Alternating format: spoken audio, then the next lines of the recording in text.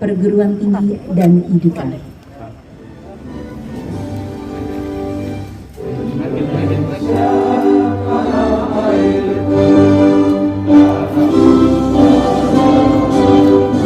Pada kesempatan hari ini kita akan berbagi sedikit teknologi yaitu tentang Smart and Precision Farming. Seperti apa detailnya nanti tentu Pak Anung yang akan menjelaskan. Kita menggandeng dari Habibie Garden, Mas Irsan. Jadi nanti kalau mau detail-detail Mas Irsan.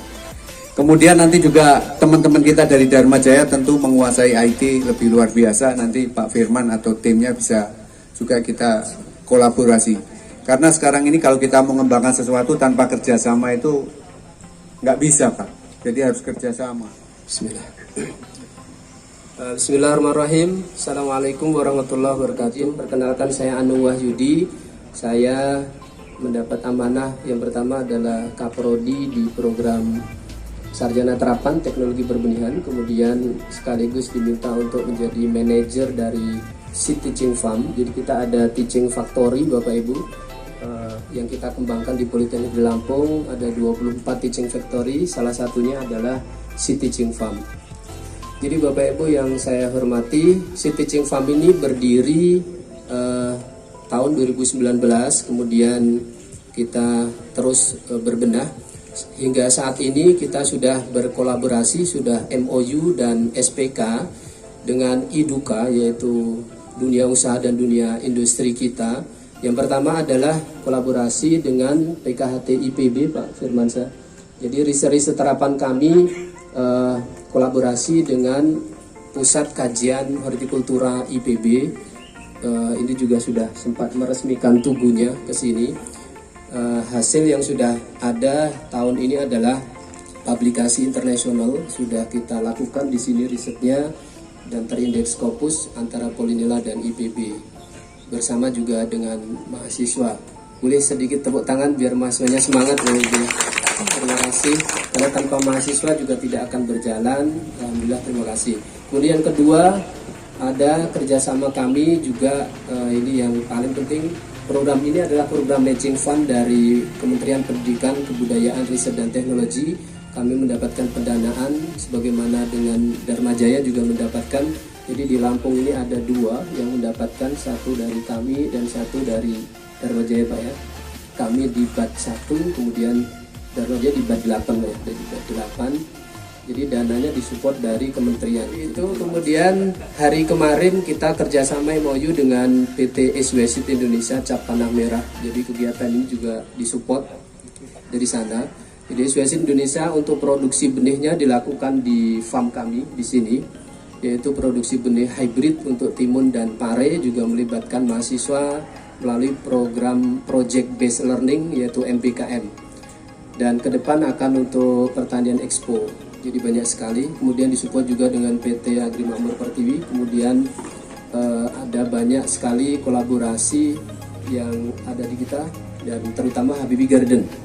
Jadi Bapak Ibu, sebenarnya saya sendiri ini juga mohon maaf belum banyak pengalaman. Ini mohon izin karena diminta Pak Direktur berbagi, ini berat ini tugasnya ini. Jadi saya di sini mengembangkan bersama tim benih hibrida, yaitu semangka hibrida dan melon oriental makuauri.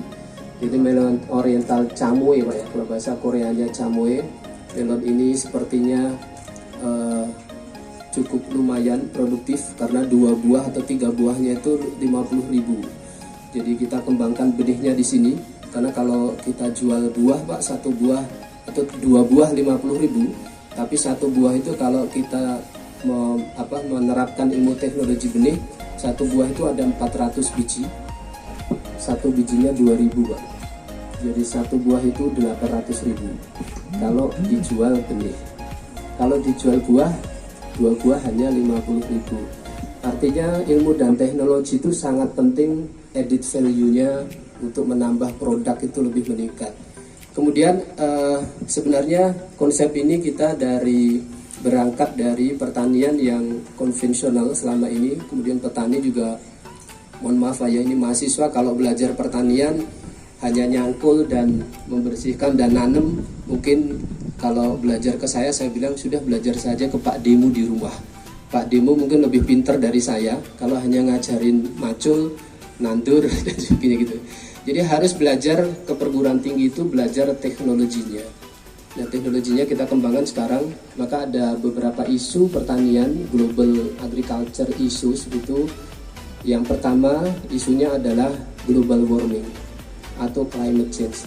Jadi sekarang bertani itu Pak, mohon maaf, banyak keluhan petani tidak bisa terselesaikan karena climate change. Lagi hama penyakitnya. Maka climate change menjadi isu yang cukup besar dan salah satu solusi yang bisa menyelesaikan adalah benih. Karena benih yang bermutu, berkualitas dan bersertifikat itu menjadi kuncinya.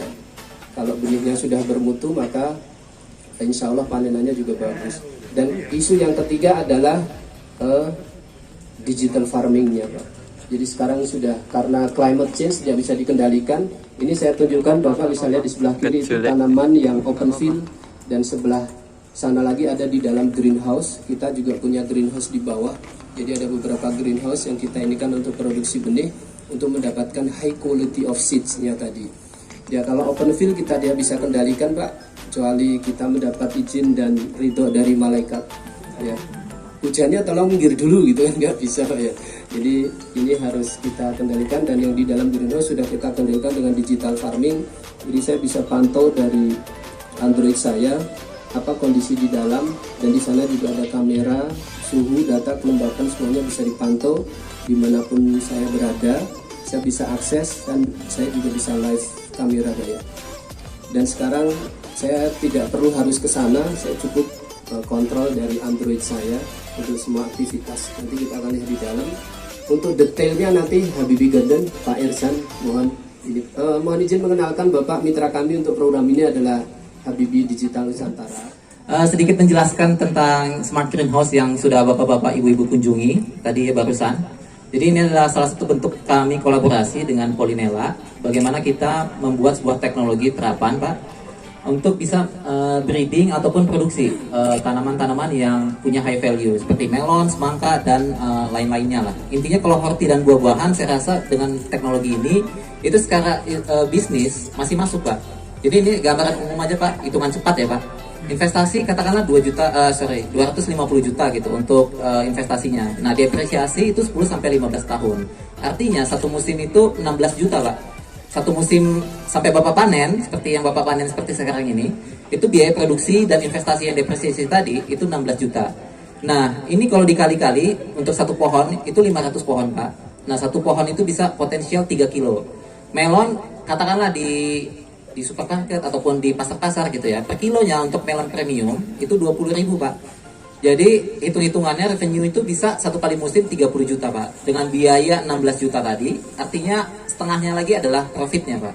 Nah itu yang membentuk petani-petani kami yang kebetulan saya domisili di Bandung Pak, di Jawa Barat. Banyak petani kami juga yang sudah menggunakan teknologi yang sama di petani-petani gitu. Mereka membudidayakan ada tomat, ada cabai, ada melon dan segala macam. Nah, greenhouse yang Bapak tadi hadir itu, kita sedang ada program dengan pondok pesantren Pak, ada 300 pondok pesantren di Jawa Barat yang kita bangun seperti ini Pak.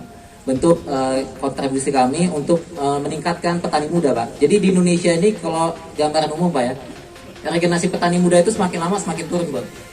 Jadi di tahun 2021 ini populasi petani itu mungkin 35 juta katakanlah.